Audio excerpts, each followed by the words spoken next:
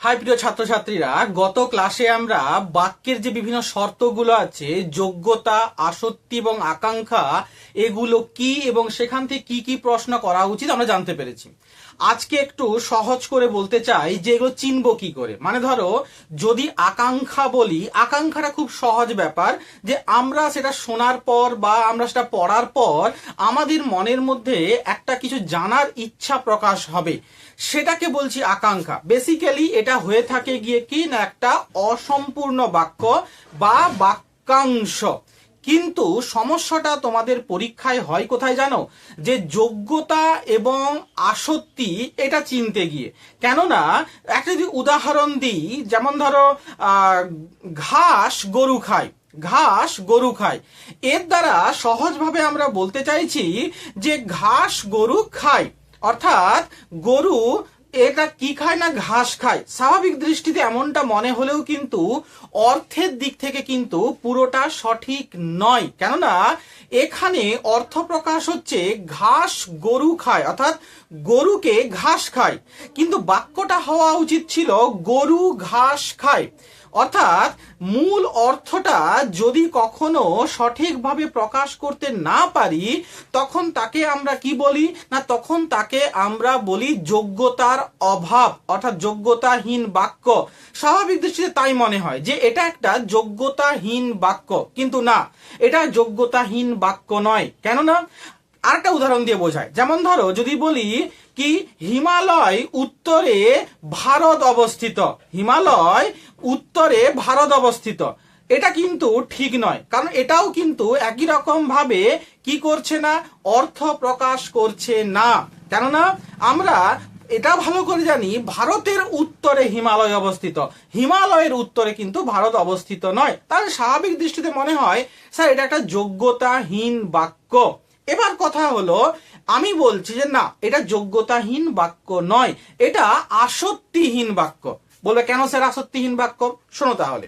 কথাটা হলো, যদি কখনো তোমার মনে হয় একটা বাক্য পড়ে যে বাক্যটার যে শব্দগুলো মানে পদগুলো আছে, এই পদগুলো যদি স্থান আমি মোটামুটি পরিবর্তন করে দিই, তাহলে কি না তার অর্থটা যেটা বোঝা যাচ্ছে না বা সঠিক অর্থ প্রকাশ করছে না, সেটা প্রকাশ করা সম্ভব। অর্থাৎ যখন আমি বলছি ঘাস গরু খায়, আমি যদি এটাকে স্থান পরিবর্তন করে দিই পদগুলো, গরু ঘাস খায়, তাহলে কিন্তু তার অর্থ প্রকাশ করতে পারছে।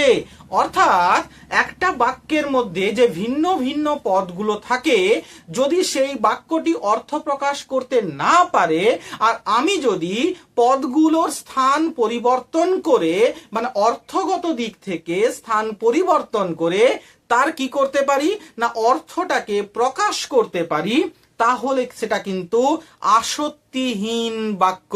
অর্থাৎ শুধুমাত্র পরীক্ষার হলে গিয়ে অর্থ প্রকাশ হচ্ছে না বলে আমি সেটাকে যোগ্যতাহীন বাক্য বলতে পারি না। কেননা তার কারণ হলো, ওটা যদি স্থান পরিবর্তন, ওর মধ্যে যে বাক্যটা আছে, ওর মধ্যে যে পদগুলো আছে, সেই পদগুলো যদি স্থান পরিবর্তন করে তার অর্থ প্রকাশ করতে পারি, তাহলে সেটি হবে আসক্তিহীন বাক্য। আশা করি বিষয়টা বুঝতে পেরেছো। এবার কথা হলো, তাহলে সে যোগ্যতাহীন বাক্য কি? যোগ্যতাহীন বাক্য ওই একই উদাহরণ দিই।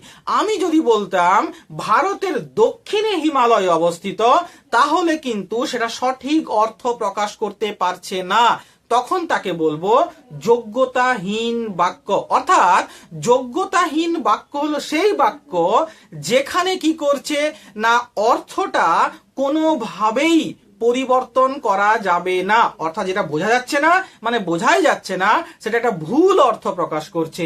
আর যদি পদগুলো পরিবর্তন করে দিলে বা পদগুলো স্থান পরিবর্তন করে দিলে, পদগুলো পরিবর্তন বলতে পদের স্থান পরিবর্তন করে দিলে যদি বাক্যের অর্থ প্রকাশ করা সম্ভব হয়, তখন সেটা মনে রাখবে সেটা একটা আসক্তিহীন বাক্য ছিল।